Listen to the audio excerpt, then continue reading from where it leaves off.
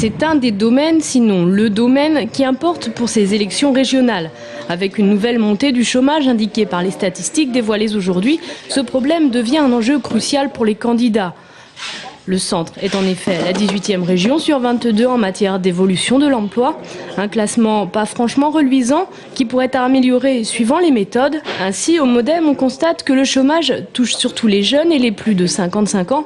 Pour eux, les pouvoirs publics se doivent de soutenir ces populations dès les premiers temps de chômage.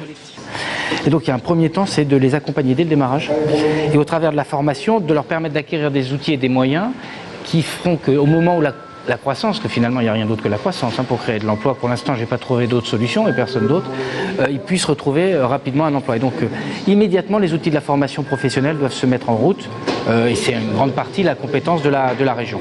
Au MODEM, on souhaite aussi s'appuyer sur les PME difficilement délocalisables pour créer de l'emploi sur la région. À droite, la volonté se porte majoritairement sur les entreprises.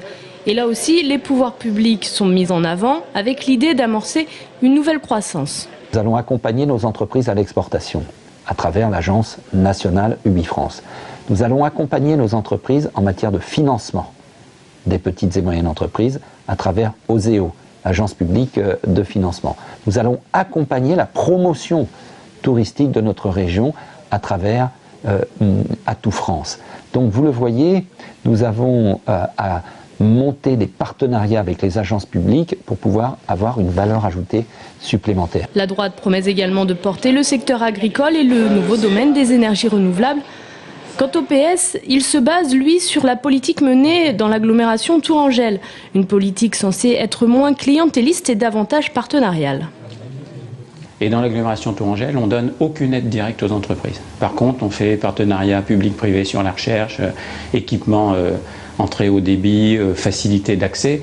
Donc je pense qu'il faut passer un peu dans les années qui viennent, enfin c'est mon sentiment en tous les cas, d'une politique un petit peu de guichet où les gens viennent, oui, vous pouvez me prêter un peu d'argent, à quelque chose qui dit quelles sont les activités de l'avenir, quels sont les métiers de l'avenir, quels sont les endroits où on a des débouchés et comment on aide les gens finalement à s'en sortir. Des questions qui pour la gauche trouvent une part de leur réponse vers Issoudun.